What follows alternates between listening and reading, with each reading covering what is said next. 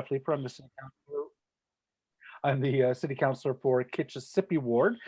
This development, this is 797 Richmond, right? Correct. Yes. Is just on the boundary, and in the next term of council will actually be in Bay Ward. So thank you very much, Councillor Kavanaugh from Bay Ward, for joining us. I'm going to put this meeting into the hands of Steph to introduce the folks who are panelists here this evening and explain how the format will work. I think as I take a look over the participant names that many of you have been to some of these before, so you'll be familiar with the process. And then we'll launch into the presentation by the team and then a question and answer. So for those of you who don't know her, Stephanie Croc-Chevalier is new to the team, and tonight is her first leading of a webinar. So Steph, I turn it over to you. Have fun. Okay, thanks. And that can explain any technical difficulties should they come up. But hi, everybody. This is the open house for 797 Richmond Road. We're going to be looking at the zoning bylaw amendment application and the site plan control application for the development. From the city, we've got John Bernier here. And then from the applicants, we have Joe Tallis representing the owner, and his team, Barrett Weigar, Richard A. Chamiel, apologize, forgot your name wrong, and they'll be giving a presentation. And after that, we'll be doing Q&A. Just to let everybody know, we will be recording this as per usual, and I'll be posting it to YouTube by the end of the week. So if any of your neighbors are interested in, watching this but couldn't make it, feel free to sort of let them know about that, and they'll be able to watch it there. Just look up Kitchissippi Ward on YouTube and they'll be able to find it. But also we're being recorded, so at the end of the panel, since we seem to be only 11 people, and Jeff can sort of affirm me on this, but I will likely promote everybody to panelists near the end, which means everyone will be allowed to turn on their audio and their video, and we can sort of have just a roundtable discussion. But if you don't feel comfortable putting on your video, or you don't want to put on your video and audio, you can still put in your questions in the Q&A, and I'll go through the questions in the Q&A as well, along with questions from people, who are sharing their screen and audio. And we'll proceed like that. If you ask a question, use the raise hand function. I believe that's it. I don't think I've missed anything. So in that case, I'll hand it over to the applicants to make their presentation. Okay, thank you, Councillor and Stephanie, for setting this up, and hello to everyone. My name is Joe Tallis. I'm working with the owners of this property. The Lima family operates a denture clinic currently at 797 Richmond Road. After the development is complete, they will also occupy and continue to operate their denture clinic. They have been residents since early 2000s at the property. So how we're going to do our presentation is I'll pass it off to Barrett to present the planning context, and then Richard Chamiel of Chamiel Architects will present the design. So I'll pass it off to you, Barrett. Perfect. Thank you, Joe. I'll just share my screen here. Oh, I think I'm having screen sharing difficulties. Host disabled participant screen sharing. Here, if you'd like to try again. Perfect. All right, can everyone see that? Not yet. It's probably coming.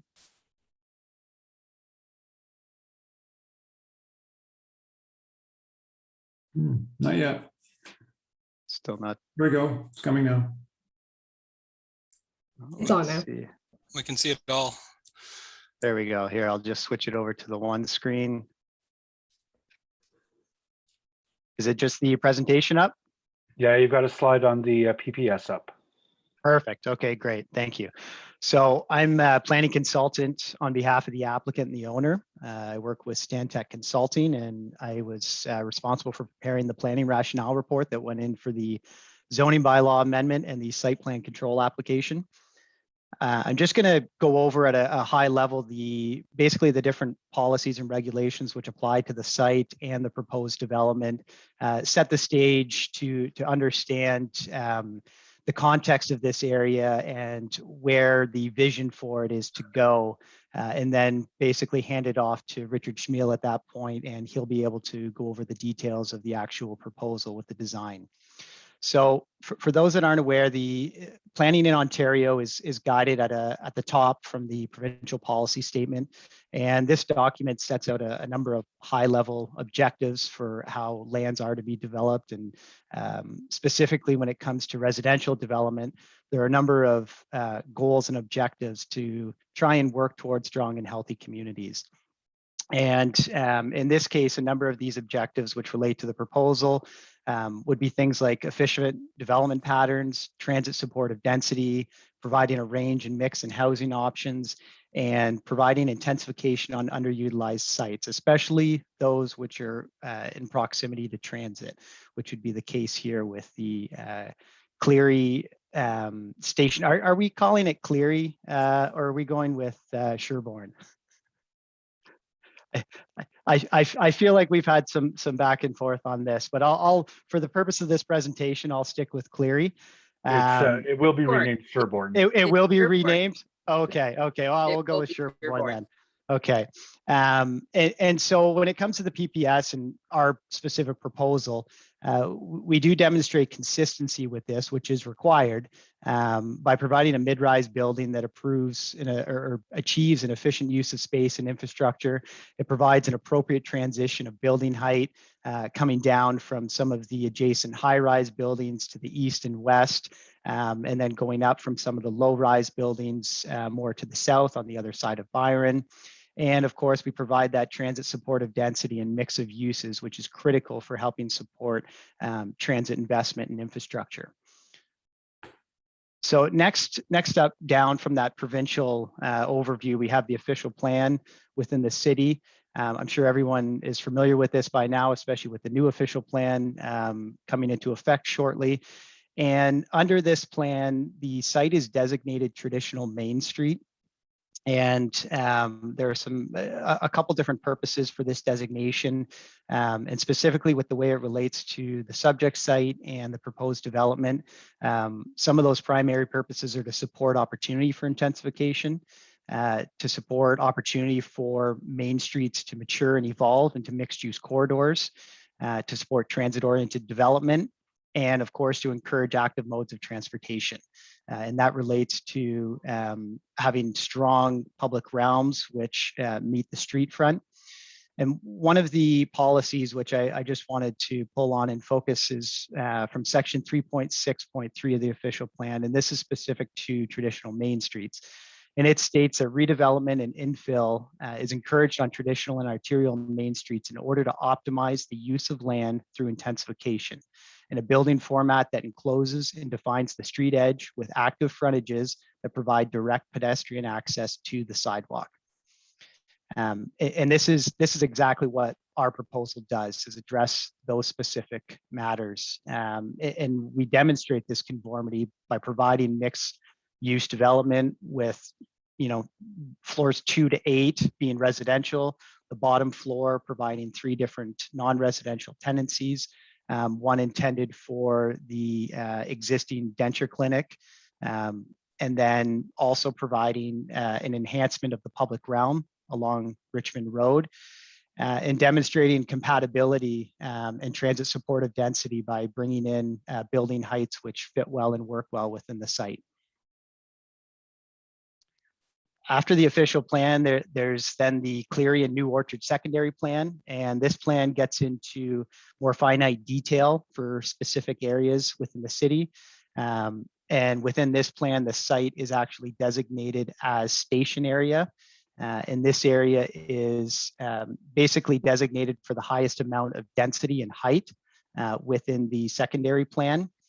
So it supports mid-rise building heights anywhere from 6 to 9 stories, a mix of uses, and of course encourages a strong street wall and active street frontage, all of which is included with the proposal. Now going from the higher level policy and into the regulations which apply to the site, this is done through the city's zoning bylaw, and the site's existing zoning is traditional Main Street. The purpose of this zone is to accommodate a broad range of transit supportive uses and densities, and primarily mixed use low to mid-rise buildings. And especially to help implement development standards which promote intensification to support the city's objectives in the official plan and to achieve that vision for traditional main streets.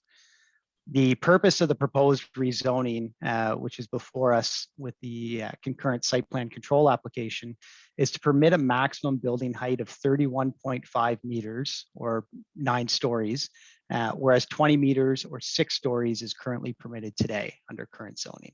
It's important to note that although this is what zoning states, the secondary plan actually has clear direction to support up to 9 stories for this site. So it's more a matter of the zoning bylaw perhaps lagging a bit and having to catch up with the city's direction with the official plan. And the second aspect of the rezoning is to permit a maximum of 3 private approaches for the site, whereas 1 is permitted. Now, in reality, the private approaches there's essentially 1 main private approach to the site, and this is for a driveway along the east boundary line, which will lead to a below grade garage ramp. The other 2 private approaches, which we're requiring relief for through rezoning, is to allow for a lay-by at the front of the site.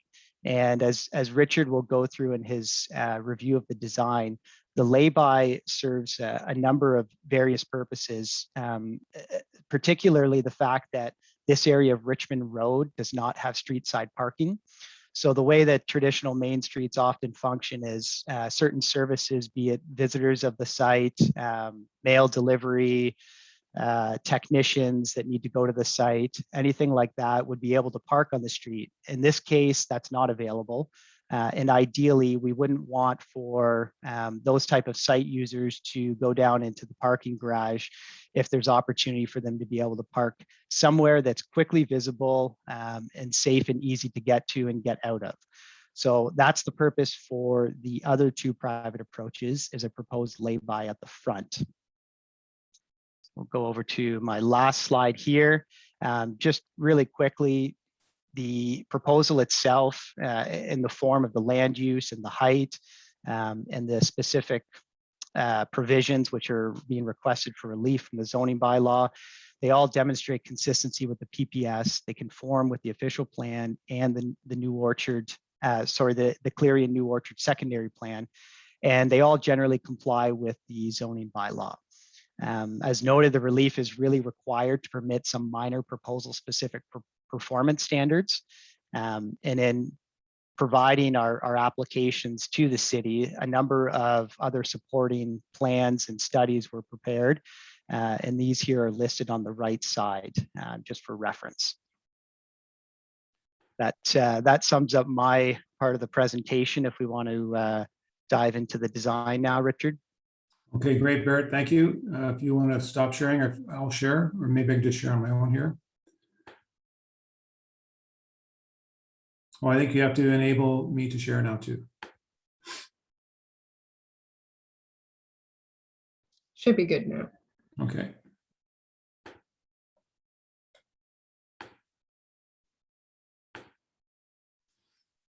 So what I'm going to do is going to start with going through a few slides of the design brief presentation and speak to a bit of site and context, a bit of planning of the building, and then speak somewhat to the architecture. And the slide that you see on your screen here just shows the site here in context. It's immediately in front of the First Unitarian Congregation of Ottawa site, which is quite large. And I know there's been a lot of studies being done in terms of redeveloping that property in the future, but it's currently, I think, zoned institutional use. And one of the advantages I think we had in terms of developing our property where we are, many sites along Richmond and Wellington in Westboro, sites along in these contexts generally back onto single family residential properties. So getting additional height and density is an even bigger challenge and a bigger issue. We don't have that kind of problem on our site, so we think that's a benefit to us. We're located immediately across the street from the new Cleary or Sherbourne transit station, which is going to encourage further development ongoing of high density neighborhood intensification. Next door is the 16-story continental condominium project that's been in place for probably 10 to 12 years in terms of a high building in the vicinity. And further down Richmond, the Lord Richmond apartment complex, which I believe is 12 stories. Next slide here. These slides just kind of show a few images in context. You'll see the 16-story continental condominium here adjacent to our site. They have a 2-story annex, which was kind of part of their development application initially. And that helps to give scale to our project, which will be built adjacent. So we're not kind of butting right up against a 16-story tower beside us. And then an aerial view of our site in context again, and adjacent to the condominium and across the street from the future LRT station. 2 other site images, context images.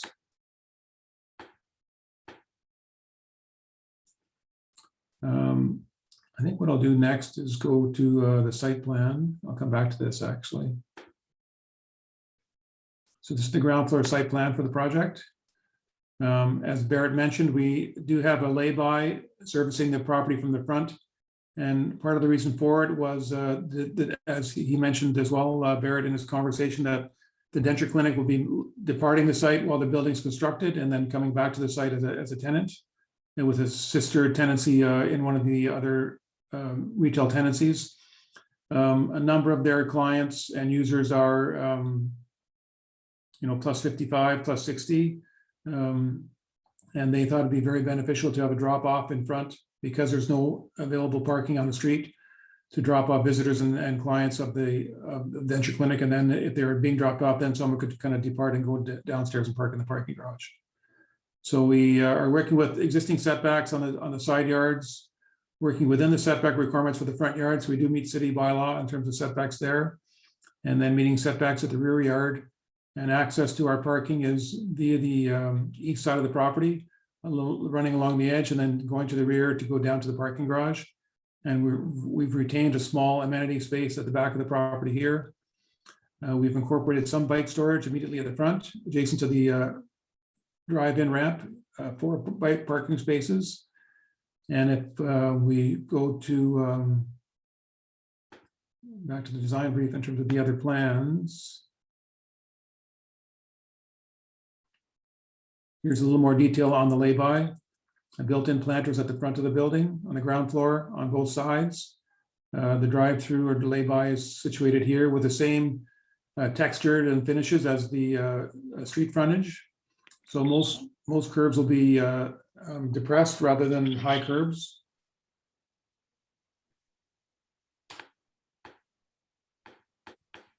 And just to go through the planning. So our level, do P1 first, our level P1 floor plan. So you're coming into the garage by parking ramp at the back of the building and entering back here. And then a sloping parking system of, I think a total of 42 parking spaces on 2 levels. So roughly 21 per level. And as well in the parking garage, I think we have, what's the number again? Put it down here, 30 bike spaces. So a total of 42 parking spaces and 30 bike. And in terms of zoning, because we're across from transit, we only need, I think, 12 parking spaces. But the owners have decided to enhance the parking in terms of the tenants and provide, we're about 0.75 spaces per unit. So we're providing a total of 60 residential units. And again, in terms of the site plan, here's the ground floor with the denture clinic will probably be in retail tenant C, and then 2 other tenancies on the west side of the property. And then the upper floors are a combination of generally 1 and 2 bedrooms. I think we have 28 2 bedrooms and 23 1 bedrooms, and then the balance are studios for a total of 60 on floors 2 to 8. And I won't spend too much time talking about the planning of the units themselves, but you do see as you go up the building, we have tried to articulate the facade so that it's not just kind of a square box on the 9 levels. And we've incorporated an outdoor terrace on level 9 with an amenity room facing east, mechanic room, and outdoor amenity space facing the river, and the Unity property and behind. Rooftop amenity, a garden space, and probably a covered pergola area on the roof as well. And I'll go back to the contextual images.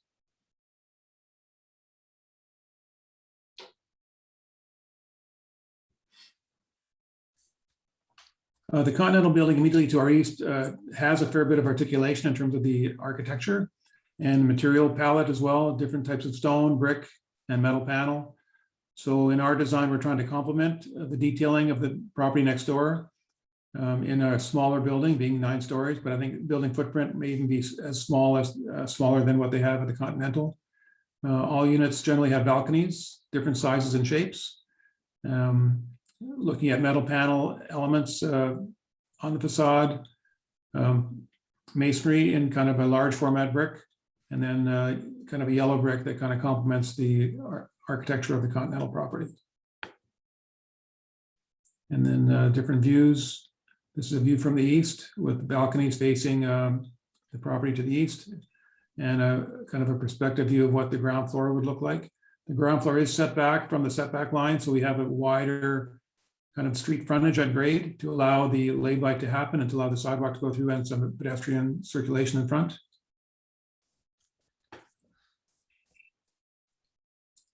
And this is a view from, I believe, across Richmond. We're immediately across from the Cleary or Sherburne Station. And then showing kind of a streetscape typology, showing the 2-story annex building at the Continental, 15-story detail of the Continental here, and then our building immediately to the west. And we have allowed a fair bit of space in between, fortunately, because of the small 2-story element. So if the site behind does get developed, there's a lot of clear open space for views through the property to Richmond and to the McKellar Park area to the south. Just an aerial view of how the site would be developed in terms of proximity to adjacent properties. And then we just did a number of studies before the design was kind of finalized in terms of how the building could address its look and feel before we got to the final look of the project. And a section as to how the building relates to the future LRT. Here's the below-grade LRT running through, I guess, Byron Park, the edge of the sidewalk at Byron, the roadway on Richmond, and how it interacts with our building facing Richmond here. And then the ramping for the parking garage going below grade, and the amenity space in the rear facing the river.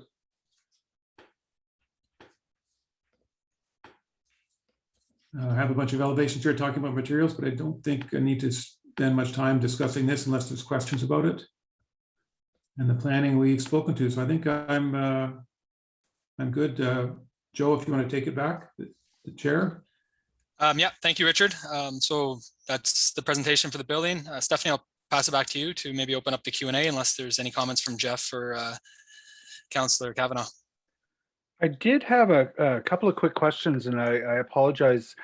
Obviously, I want to make sure the attendees have the opportunity to pose their questions, but how does this interface with future cycling infrastructure on Richmond?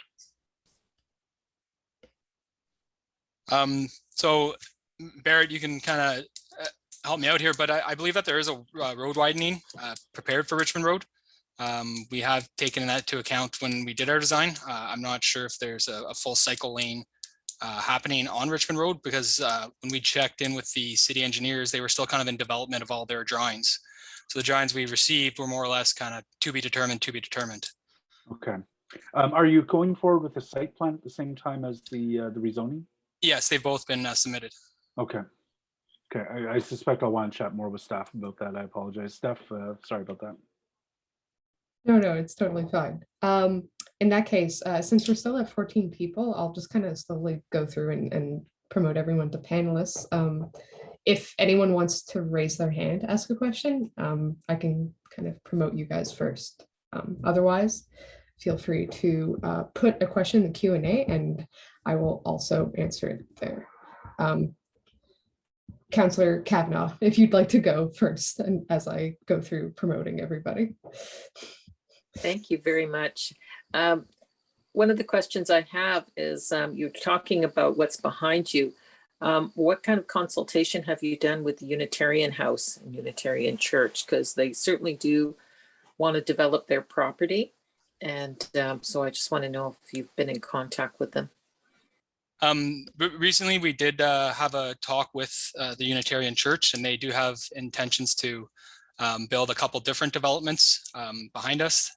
They have, again, they sent us a bit of a plan of what they're proposing. They're kind of in the feasibility stage right now. I do know there's a large water main right on the rear of the building.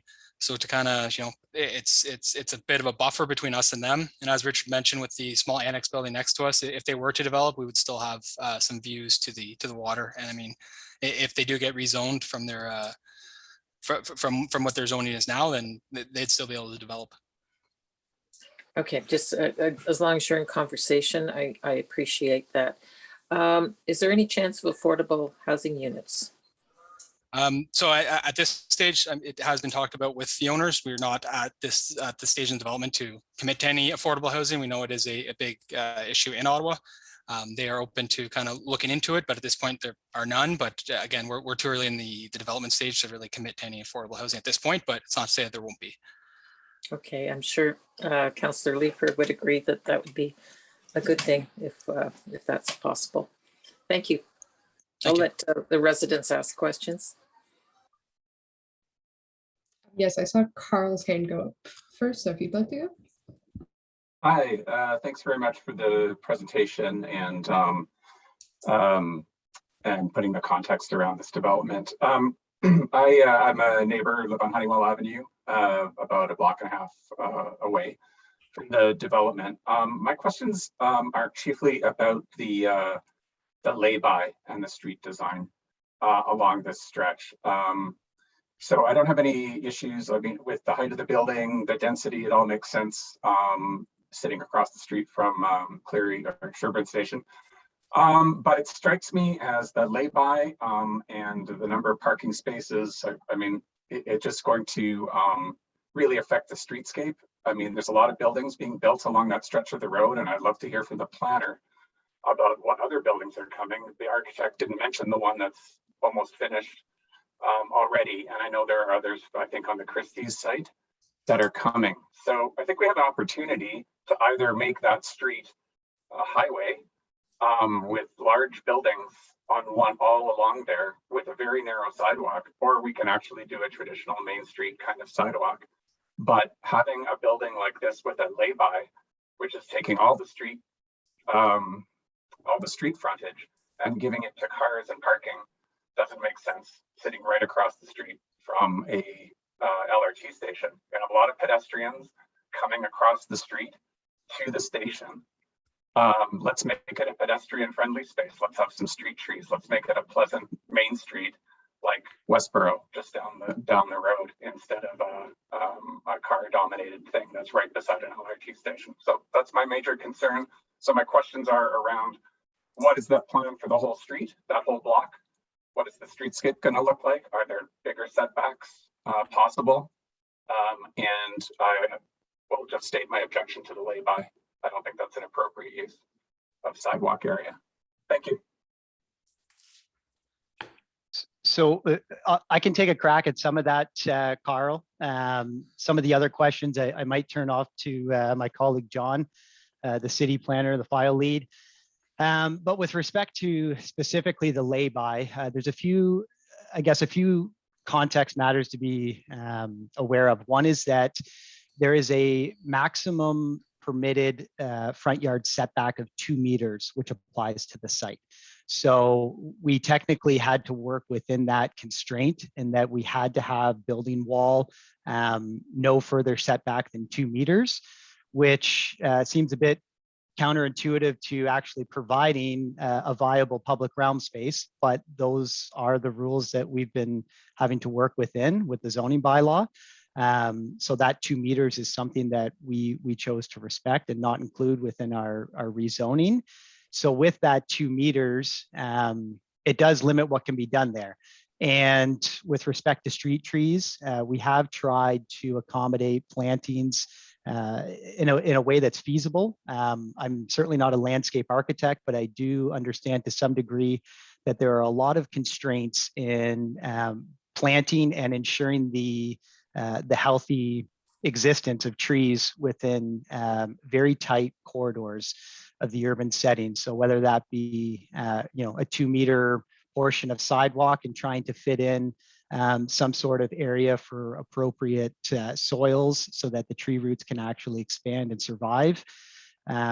Or if there's more space, within the city right of way to perhaps accommodate that, which kind of brings into a whole question of maybe some of these roads need a road diet, and perhaps there should be a little more space allocated to these properties along the boundaries of the roads as opposed to just the traveling lanes for traffic.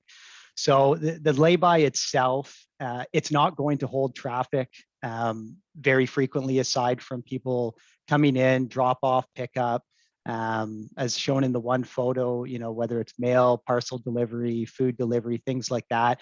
And this is a space that can evolve over time. So just because it's going in as a lay-by today doesn't mean that it's going to be a lay-by in 5, 10, 15, 20 years from now. Those ground floor uses may evolve. The denture clinic is likely to be there for some time. The other 2 ground floor uses we're still not aware of right now what they'll be. That'll be determined through future leasing, but needs change. And as needs change and transit ridership increases, the hope is that we see less of reliability on personal vehicles, and that space can evolve. There are other aspects which we didn't get into yet that kind of help in that transition. There are EV spaces which are being provided in the garage. The total, I believe there's 38 stalls of those, and at least close to half of them are for electric vehicles. And there are also a number of vestibule storage spaces allocated to each stall, providing additional space for bicycle parking.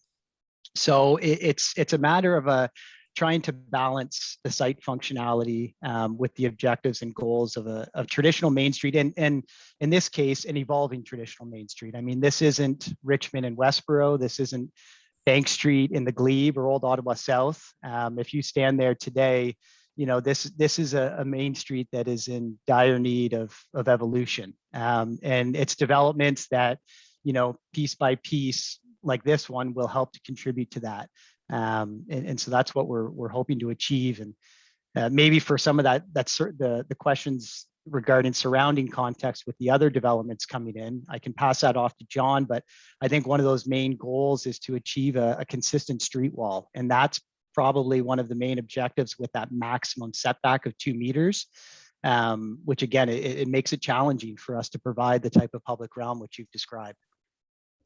I love the setback. I just don't think it's appropriate to have cars, it given to cars.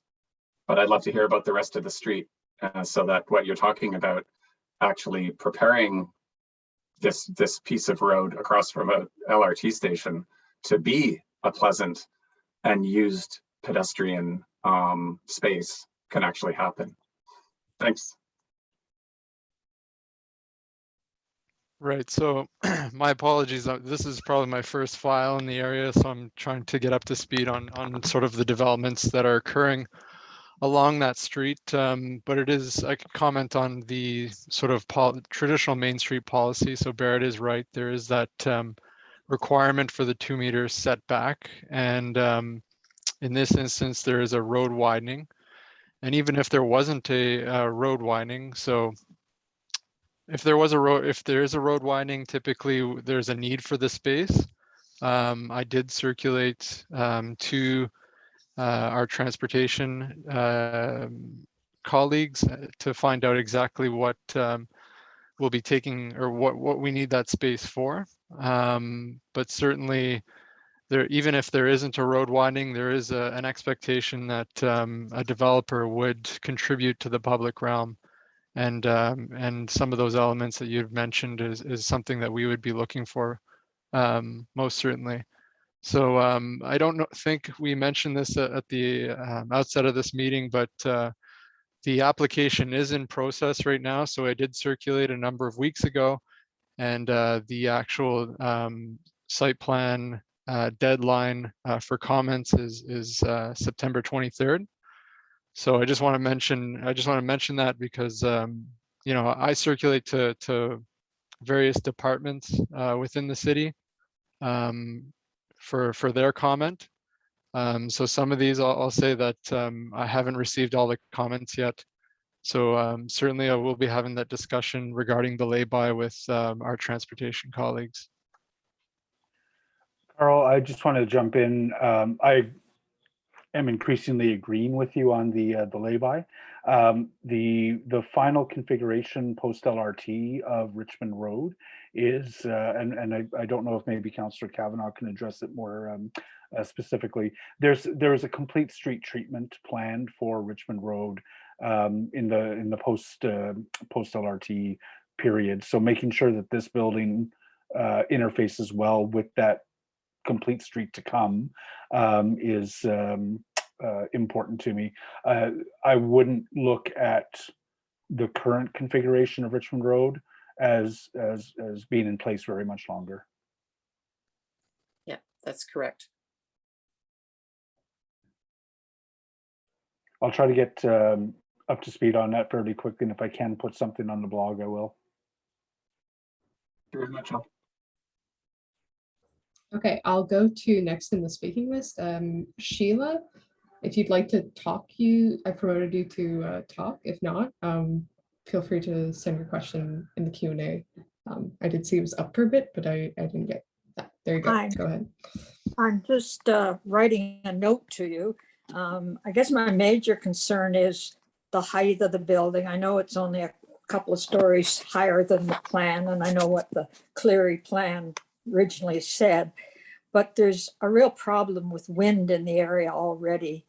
The area between the Continental Tower and the annex or three townhouses is already a rather severe wind tunnel. I have photos to prove that. And I guess I don't really want to live in an area where at a time with climate change, when wind makes me move. I like where I live, but wind is a real concern to me. And I don't know how much the height of the building is. And I'm not an engineer, so I don't know how to read the wind study to see just how much worse this will be with the buildings that we don't yet know about. There's a horrific wind tunnel up further up just before you get to where Richmond Road crosses over the parkway,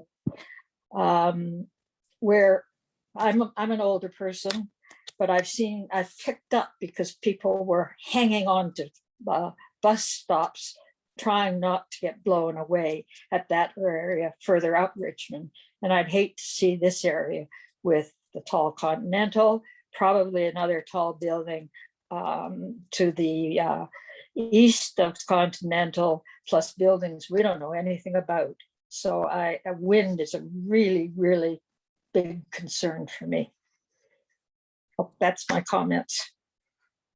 I can help address that, Sheila. Thank you for the question. And there was a wind study which was provided with the application, and the way that study is formatted is that it focuses on pedestrian level wind impacts for the proposal itself.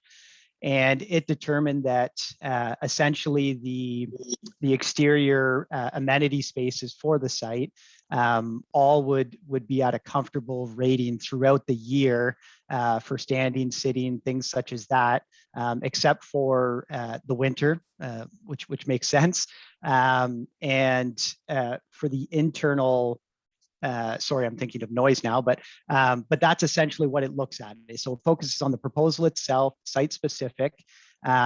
but I think, as part of this area starts to evolve even further, and depending on what we find out about the plans for Richmond Road with respect to its design, there might be opportunity to address wind down that corridor through additional street trees. If there is going to be opportunity to maybe chew into the driving lanes along Richmond to expand that public realm space, then the hope is that, yes, more street trees can be put in there, and that, of course, can help reduce those wind impacts.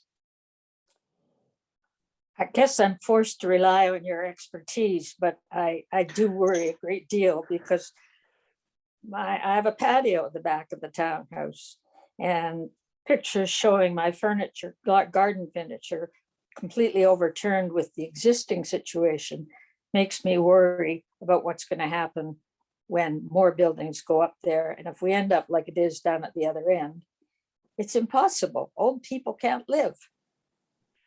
Well, I am not an expert on wind, but what we can do is we can speak to our consultant who prepared the wind study and see if there's any type of information they can extrapolate from that, which speaks to some of the wind impacts that go beyond the site, and see if that might provide some additional information that might be useful.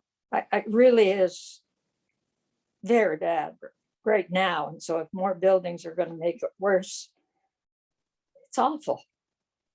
So I look forward to hearing more information about that.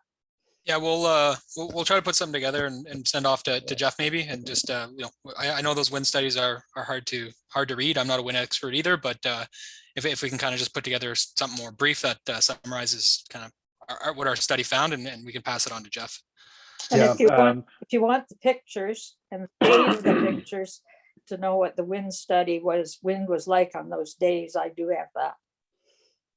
Okay. So Sheila and everybody on the call, where you have questions and follow-ups and comments that you want to make, and I think Stephanie will run that through at the end of this, but be sure to provide those comments to John Bernier, who is the city planner, on the file. Yep. And I asked people to copy me as well on those comments. Yeah. Thanks, Sheila. Okay, thanks.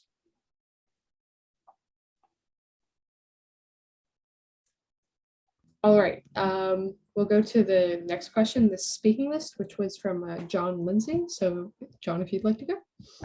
Thank you. Thank you all for being here, especially Councillors Leeper and Kavanaugh, because this question is about this building, but also the larger area, in particular with the LRT. And Richard, any chance, can you put the map that was, I think, on your first slide back up on the display? Is that possible? Yeah, I sure can. Thank you very much.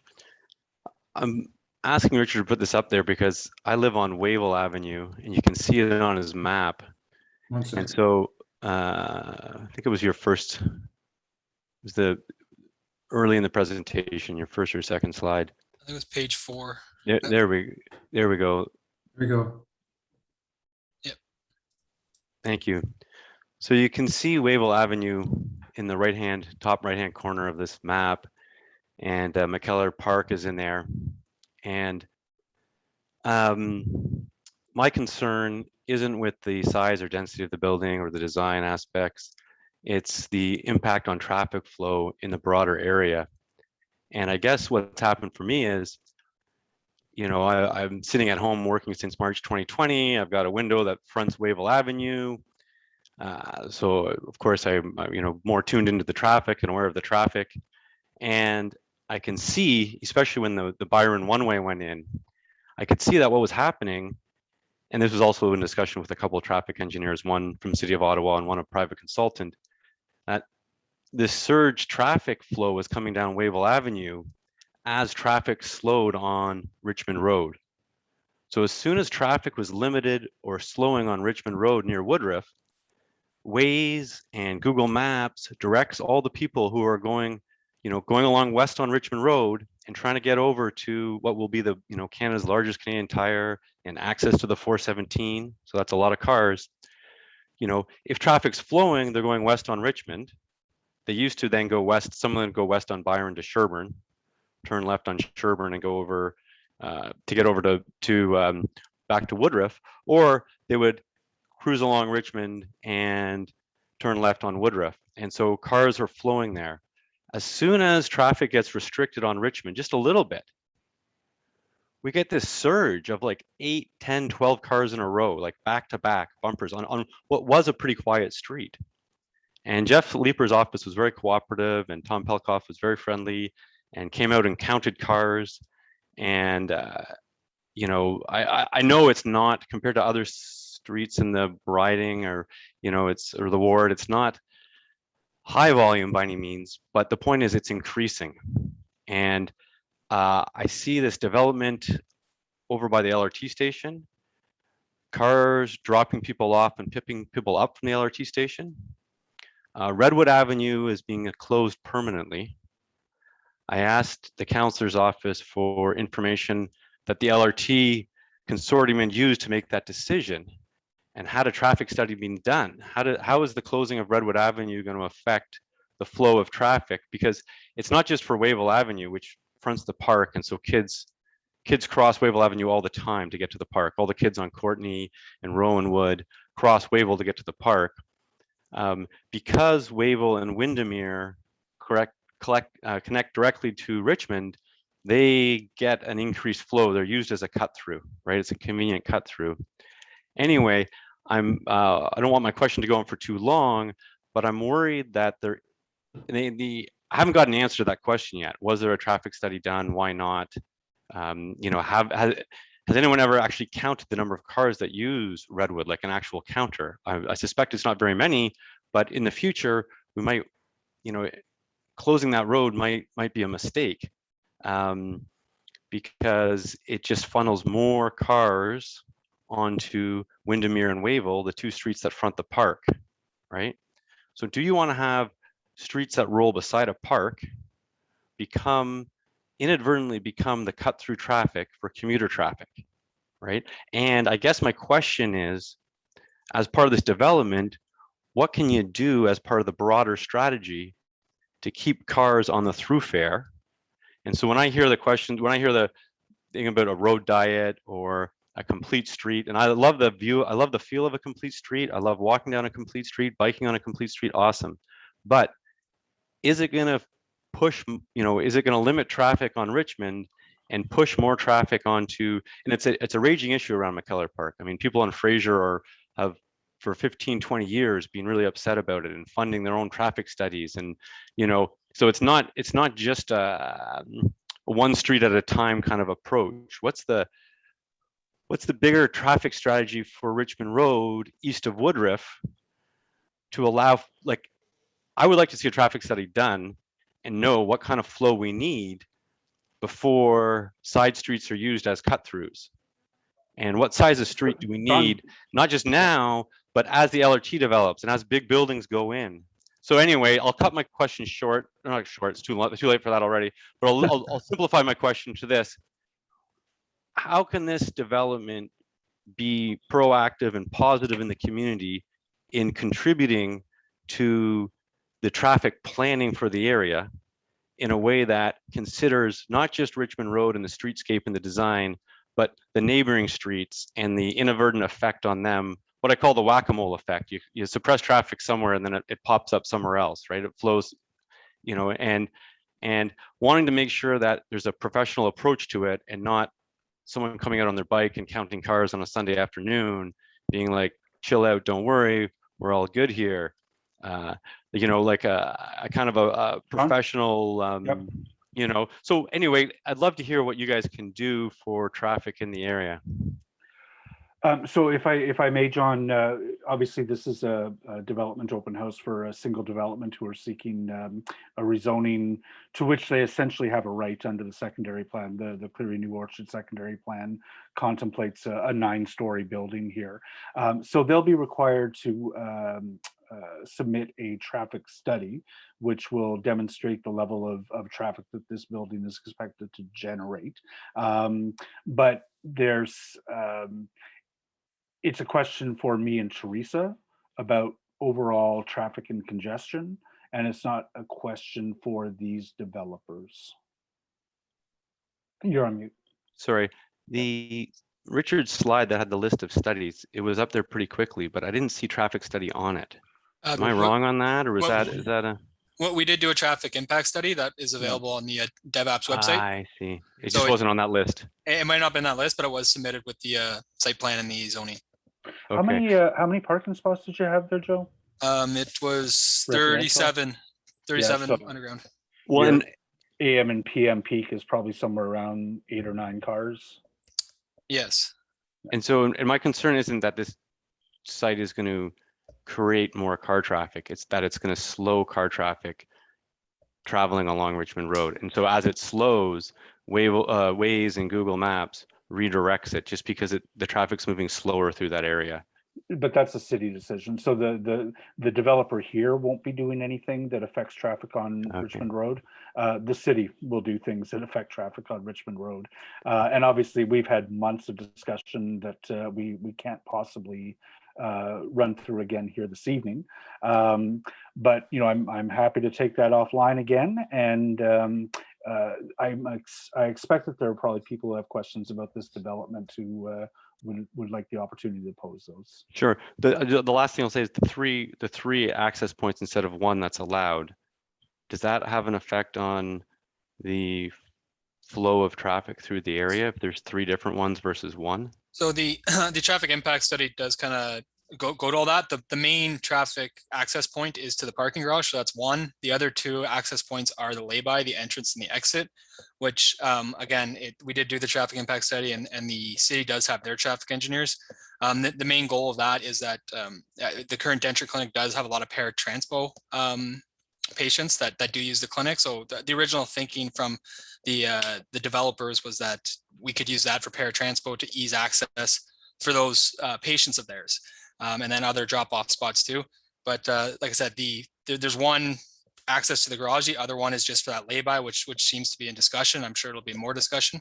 However, the original thinking of the process was the 2 other access points was for people who aren't the people that use paratranspo and who kind of have mobility issues.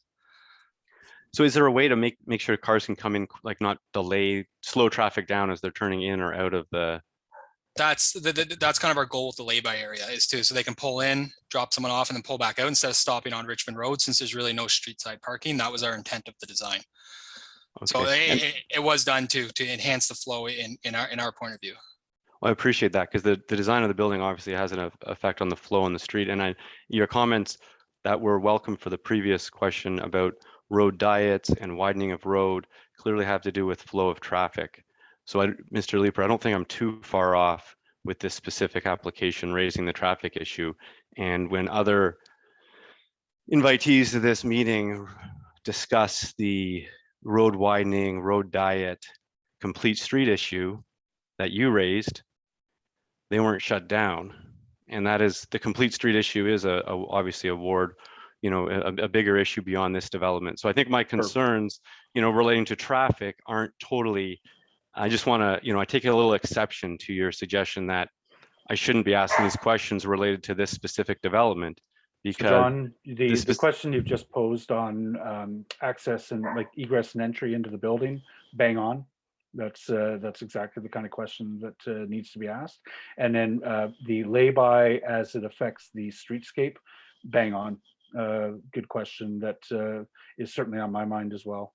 Okay, I appreciate that. But in terms of how is overall development and the increase in traffic going to be managed in the wider McKellar Park area, that's not a question that is fairly posed to these developers. No, and I wasn't really posing it to them. And that was part of my intro when I said I'm glad you were here, because part of my question was about the broader kind of accumulative effects concern, right? Because taking one item at a time and only addressing one item at a time, obviously the developer is not necessarily responsible for the accumulative effects, but their data and their input and their design is part of the accumulative effects. So I do appreciate your time, Mr. Leeper and Councillor Kavanaugh. It's really great, because obviously it's your office that will have an eye on the accumulative effects of these design features. Anyway, thank you all for your time. I appreciate it.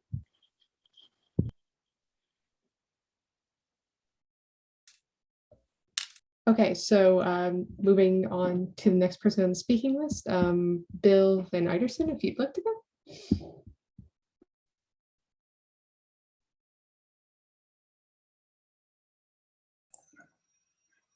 Good evening, everyone. Thank you for the opportunity to speak about this issue. Yes, my name is Bill Van Iderson. I'm here on behalf of the First Unitarian Congregation of Ottawa. I am and I have been for many years a member of the Campus Planning Committee of the congregation. Also here this evening is Mr. Brent Nicole, who's the Vice President of the Board of the congregation.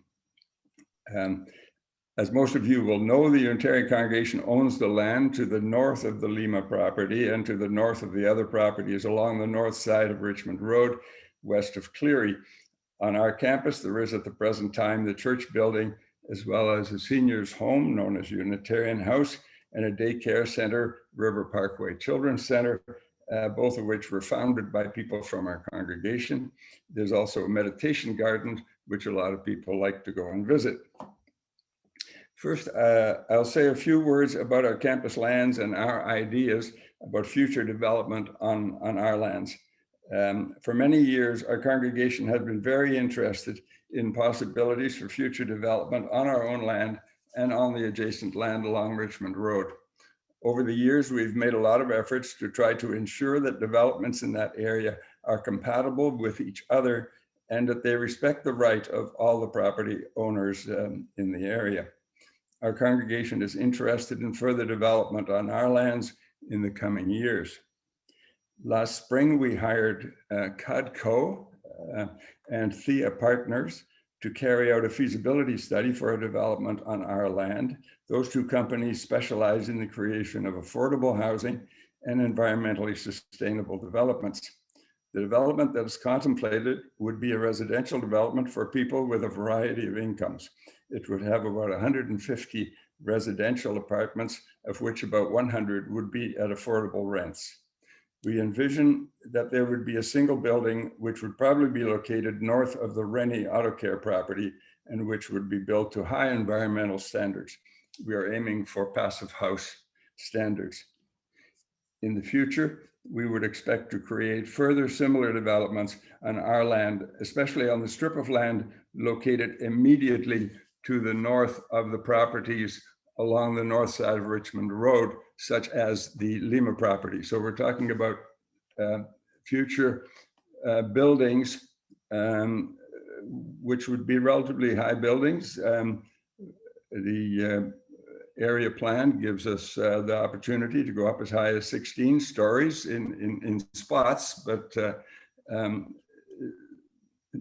and less than that in other places.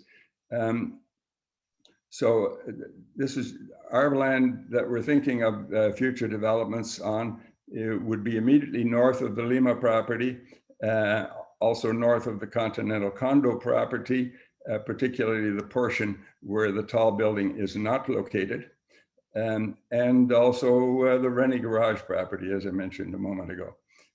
We plan to present a site plan for our campus to the city in the near future.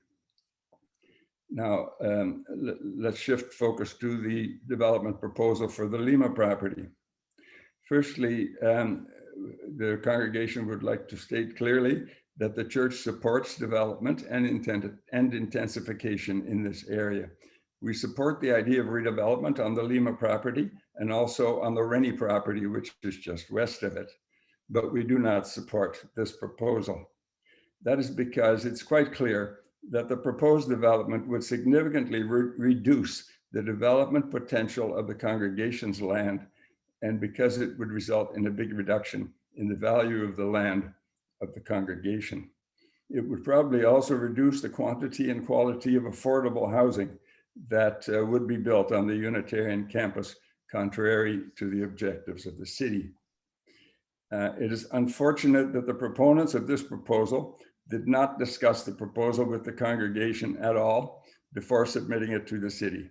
We think that before any development proposal affecting land in this area is put forward to the city, there should be discussion with neighbors in order to create a plan that will work for all the properties which are affected by the proposal. At this point, our first recommendation or request is that Dr. Lima and his team withdraw the present proposal and undertake discussions with the owners of neighboring properties, and there we're thinking particularly of the Rennie property and the congregation, with a goal to coming up with a new plan, which is compatible with future development on neighboring properties. Then that new plans can be submitted to the city. And our second recommendation or request is that if the current proposal is not withdrawn, that the city should not approve it. We've sent a letter to the city with copies to Dr. Lima and Mr. Tallis, setting out our views on this issue in greater detail. If you like, I can go into a little more detail about the kind of development that we would like to see in the area. Would you like me to do that, or would you rather? Bill, what I'm, if I may, what I'm interested in is, like, obviously they have the right to build a 9-story building according to the secondary plan. What is it about the building that reduces your development potential? Like, we're not getting into tower setbacks here because we're not into the high-rise area yet. We would like to see some space between buildings. If this project goes ahead as proposed, and if Mr. Rennie does something similar, which, as you point out, technically he's entitled to do, and we have equal right to develop on that strip of land, which we call the CPR strip, that's immediately to the north of these two properties. We could build the same kind of thing to 9 stories or even to 16 stories, perhaps in part of it. And the result would be a disaster. It would be terrible urban design. And the sort of thing that, you know, in the past, we've had the opportunity to discuss development before it took place with Charles Fort in the case of the Continental. And when Charles Fort first came forward with their proposal, they were going to build a long building along Richmond Road. And we spoke with them. And after a little persuasion and after going to the Ontario Municipal Board, they agreed that they would do their building a little differently, and they would have it go north-south instead of east-west, so that about half of that property has a low development. That provides an opportunity to build a tall building on the campus next to that lower part of the Charles Fort space, with the result that our new building would not be blocking views from the Continental building. You'd have kind of a checkerboard effect. They have their opportunity to develop. We would have our opportunity to develop. But if this proposal goes ahead as it is, and we build a 9-story building, you know, a few feet behind it, then we take away their view, they block our view. The whole thing is just a solid mass of building, and that nobody would be proud of. Okay. No, I've got some sympathy for where you're coming from, obviously. So we think we need to talk to each other. We've been thinking about this for quite some years. We think if we talk to each other, we can find ways that everybody can have their entitlement to develop, and the result can be an overall development which has some light and some space and views. But if we set this pattern, then what are they going to do on Rennie's? The obvious thing to do is to do the same thing.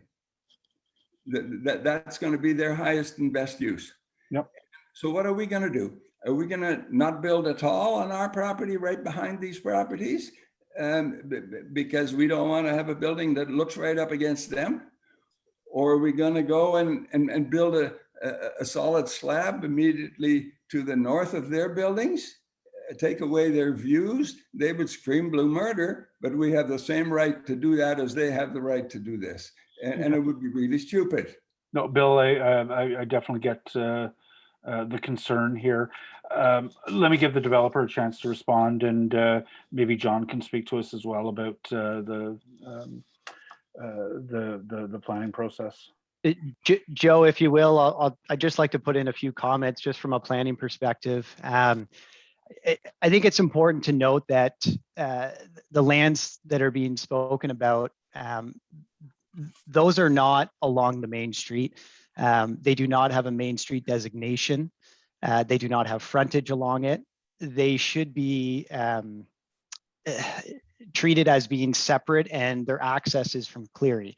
From our perspective on our site, we are complying fully with our rear yard setback requirement. We are not asking for a reduction in it to get any closer to the rear property line. There is a significant water main which runs along the rear property line, just to the north of it. And the other aspects from a planning perspective is that the vision and objectives for the Main Street design is to have a consistent street wall of buildings which range anywhere from low mid-rise being 5 stories to upper mid-rise being around 9 stories. So the city's own direction for this area along Richmond Road is specifically to create that type of character. And you know, I would go so far as to say that I don't think their intent is to allow for properties or to encourage properties which are further behind and outside of that designation to have that same direction. You know, I don't think the fact that this development is following along the objectives precludes, you know, your property or the property to the north from being able to develop. Of course, it would be nice if there was opportunity to work together with abutting neighbors, but an exercise like that takes a lot of planning and coordination. And that's why throughout certain areas of the city, which are intended for mixed use center designations, those are the areas which are typically better suited for that. This is not the case where we are here. And that this is just planning perspective. Also, to add to that, we aren't intending to take away your chance to develop whatever the zoning is for your land. We're just following the protocols from the city that allow us to do what we've proposed here. Yeah, I know, you're right. I'm very familiar with the official plan and all those provisions. But let's use our heads. Let's use our heads and try to do this thing well.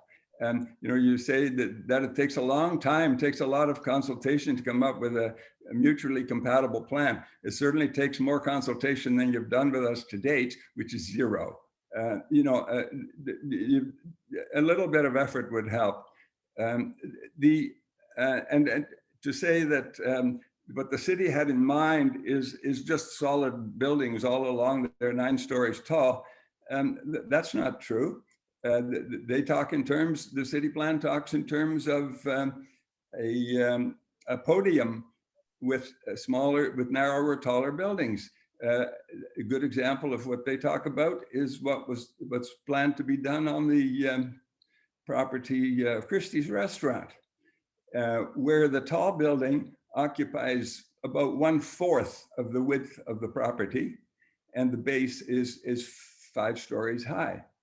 We'd prefer to see the base 3 or 4 stories high, but that's a lot better than what's being proposed here.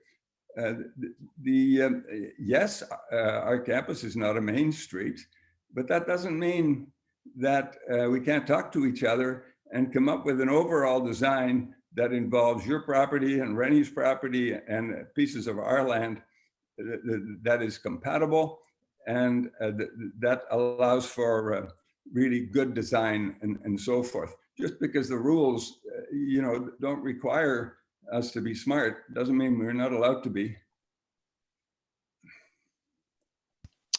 All I could add to that, Bill, is that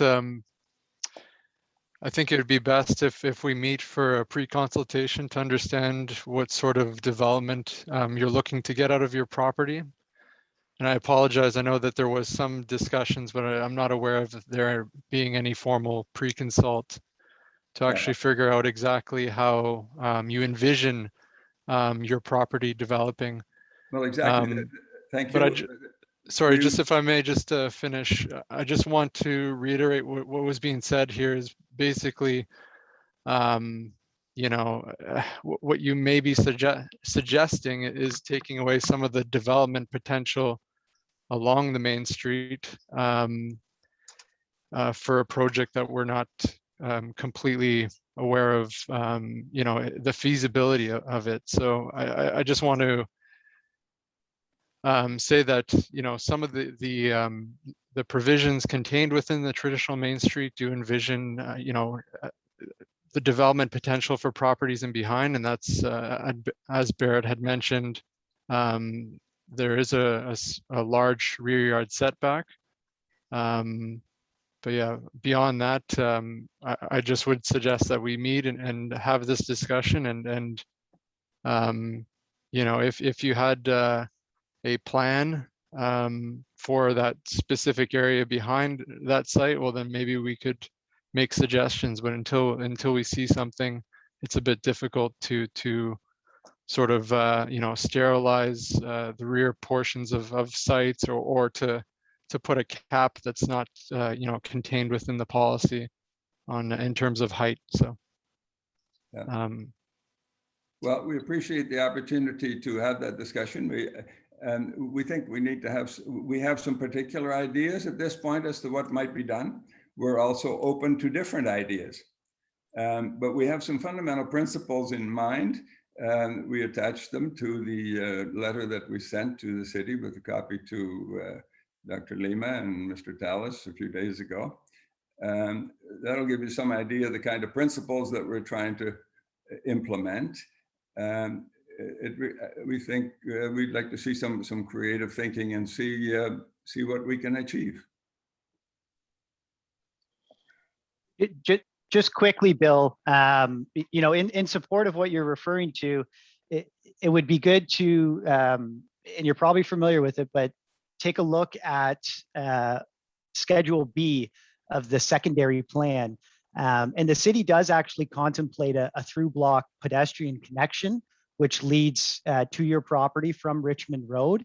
But that would actually be located a little further west from our site. But if you're, you know, interested in meeting with the city, I think that's something that is certainly worth looking further at in detail, because that through block connection certainly makes a lot of sense. Yes, yes, it does, but that's a very small part of what we're talking about here in terms of you know, a good design for the Lima property, the Rennie property, and the nearby parts of our land. You know, yes, it's nice to have a walk through and a bike through little lane, but we're talking about a lot more than that. If I may, it's all, you know, 15 minutes left. I think John has offered Bill to chat with you, and I'm sure that he can put you together with the developers as well. I know we've probably got some other questions as well. So I'd like to move on and just hear from some other folks. All right. I'll be speaking sort of in the order of the list I saw. Sheila, did you have another question? Because if so, I was going to let another attendee who hasn't asked to go first. I don't know if you mistakenly put your hand up again or if you had a second question, but I wanted to check at least.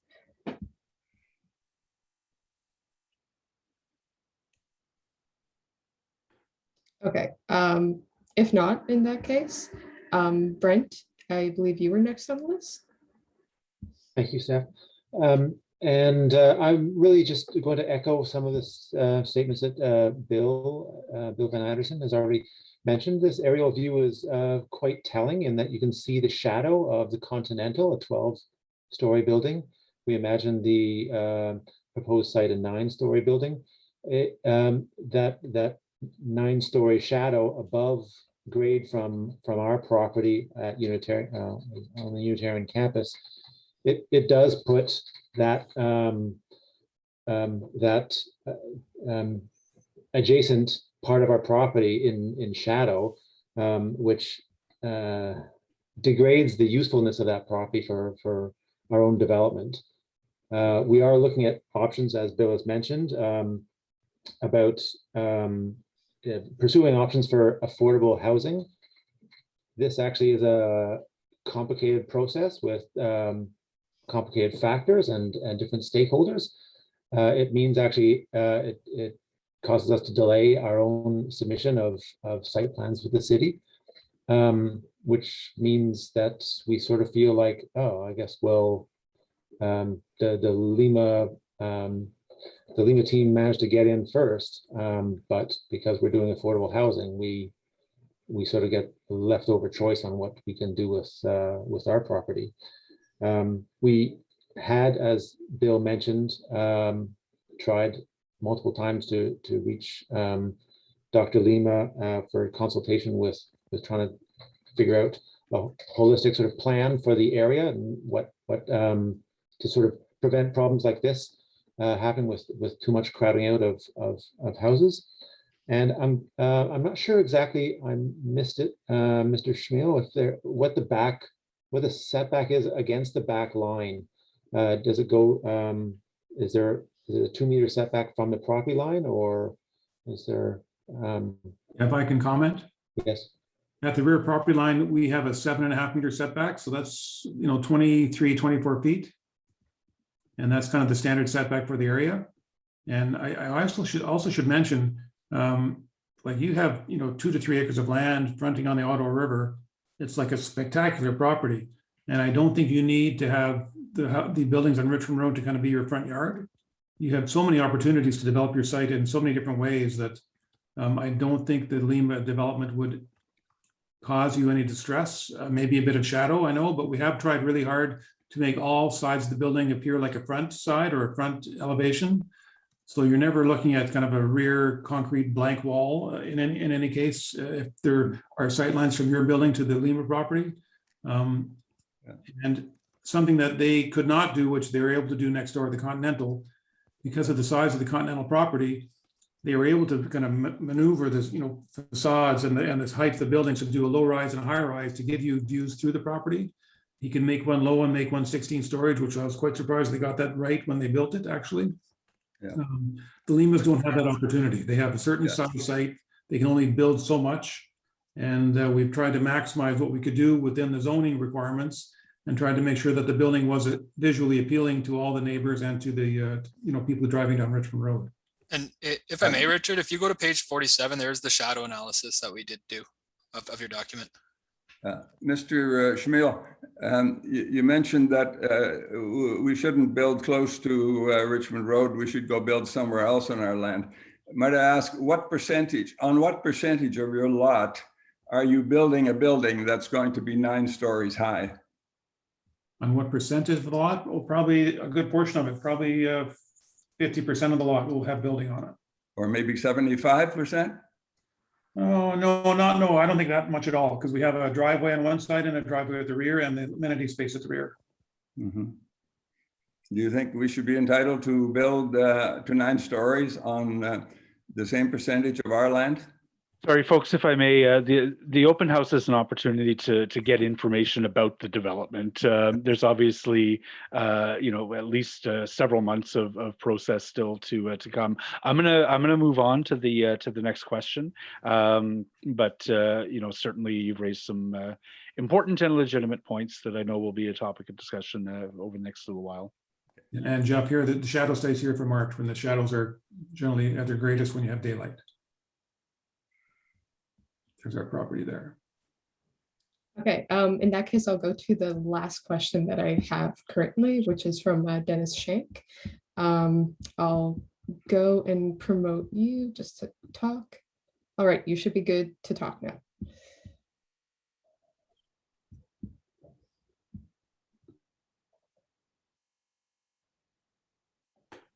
Yes. I guess I had not a question, but it was I guess a question when Mr. Van Heidersen was explaining that all neighbors should be consulted prior to going to the city.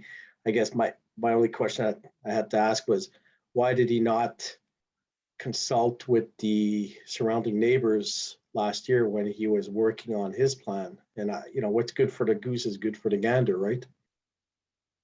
We'll take that as a comment. Thank you.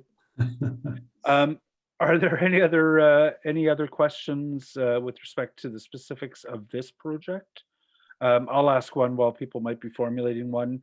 Besides the concern I have over the interface of the lay-by with how the street may be expected to function in future as a complete street with pedestrian and cycling facilities. The number of bicycle spots, I know I'm the bike counselor, seems very low. At 30, yeah. Now, are those stacked spots? So 30 is actually 60? No, I don't think so, Jeff, but let me go to the plan. We show it on the plan here. Just a comment, Jeff, is that we do have the bike storage in the P1 and P2 levels, but we also have the storage at the end of the assigned parking stalls, which I know they don't count as bike storage, but our intention was that they'd be able to fit a bike as well. Okay. Yeah, no, these aren't stacked. These are kind of, here's the ones on the P1 level. And P2, oops, wrong way, sorry. There's P2. And then we have the bike storage at the grade level at the entrance ramp. And some at the rear as well. Yeah, okay. I didn't bring that up. You're right. It's another file. That's back here. And they would get access. And then what is? Sorry, go ahead. Down the side of the building. Yep. Okay. Yeah. No. I think that's something I want to chat a little bit more about over the coming weeks with John and such, because I know like our bylaw defines certain things as parking spots, and you probably have more than that. Where is the HVAC? What is the HVAC system? Most of the HVAC for the units will be within the unit, so they would have a louver on the outside wall for intake and exhaust. Okay. And then there's some HVAC at the roof level, which I can show you if I go to the roof plan.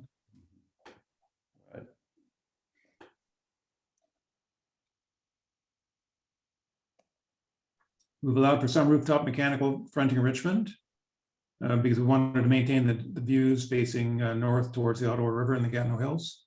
So there'll be some equipment on the building here. But we've also incorporated into design some. It's on Richmond. But there's some design that'll protect it from any views of the HVAC equipment from Richmond Road. Yeah, we have these 5 parapets here kind of going around the building. Okay. Indoor mechanical. Yeah, so that doesn't look like it. There should be no impacts from this design. What about garbage? You're going to be winching it up the ramp, I guess? Yes, it'd be up the ramp. The truck would drive into the back, into the rear yard, and then hoist it up the ramp. Okay.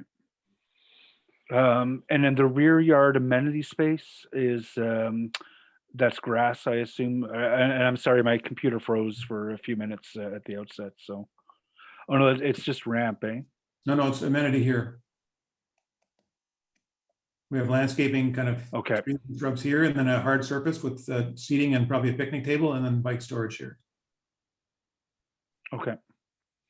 People will be able to walk their dogs. I mean, obviously Byron Linear is right across the street as well.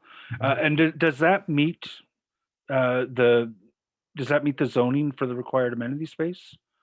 Because I don't think you have any on the rooftop, eh? Yes, it actually significantly surpasses it. I believe we exceed it by about 2.5 times. Oh, wow. Okay. We have amenity here, indoor, and then amenity outdoor. One of the, and actually an additional thing, Councillor Leeper, is that there's a gym included as well. Is it the 4th floor? 6th floor. 6? Okay. There's a 6th floor gym, and then I think every unit has a balcony or close to it. Yeah. I don't know if okay, and yes, there are balconies. Right here, yeah. Gymnasium on 6. So on the east side of the building, you've got so the towns for the Charles Fort are one property over, right? This is not immediately adjacent. Right. Well, no, the towns for the Charles Fort are right here. Oh, they are right there. So are there any overlook issues being raised by the balconies over the towns?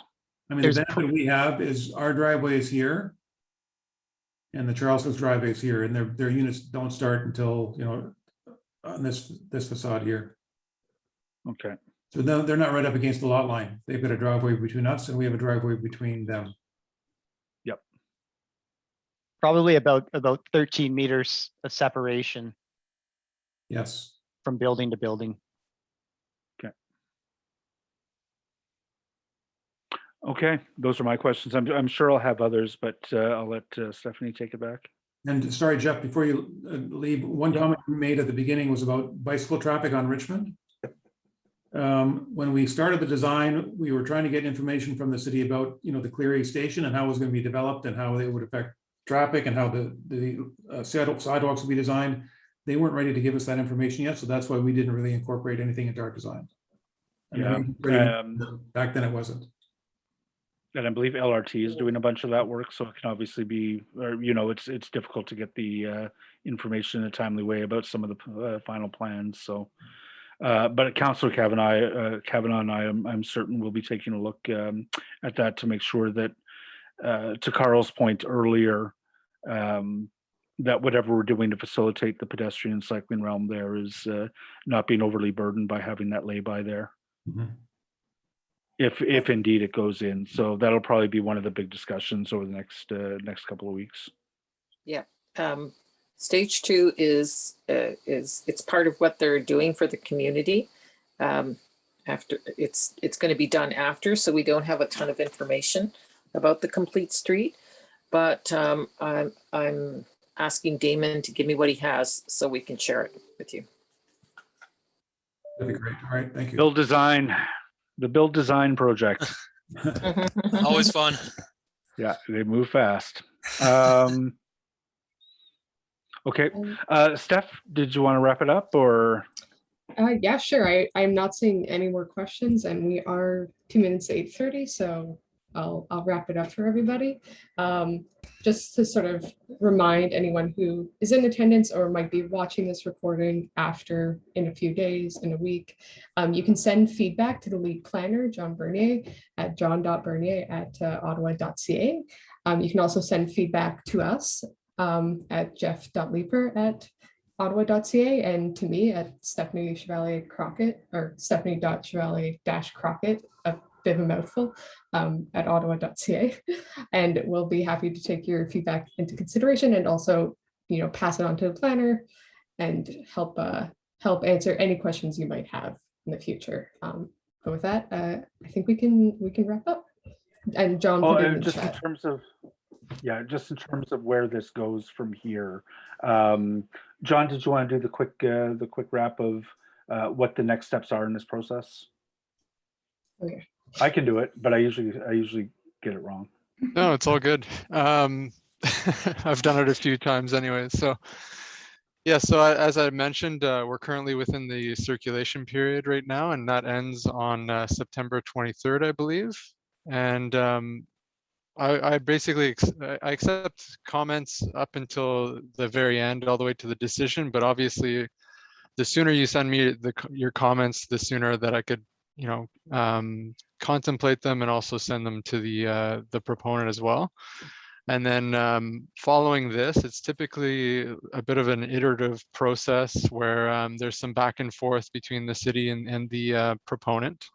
And the plans will very likely change as we move along through this site plan process. And all I say is that, you know, keep checking on DevApps for these resubmissions. And also let me know if you want to be notified of the future public meeting, which will be the zoning component. So once we get to the point where we're comfortable that all of the issues have been resolved at the site plan level, then we'll proceed with the zoning. And that will go to planning committee, and you'll have a chance to participate in that process as well. It also ensures you sending your comments throughout this process also ensures that you retain your rights to appeal. So yeah, so if you comment, further information will be sent out typically 10 days prior to the meeting. At this point, we'd just be guessing on what planning committee we'd be aiming for, but I do have December 9th as a placeholder presently. But it could, depending on the number of resubmissions, it could end up being, further into the new year. Yeah, I've included my email address in the chat, so please send me your comments. All right. Thank you, Steph. Awesome. Good first webinar. Take it easy here. Thank you, and Thank you very much, everyone. Teresa, thanks for coming out, and enjoy your evening, everyone. Bye now. Thanks, guys. I know. Thanks Bye. a Thank lot. you, everyone. Thanks for coming. Take care.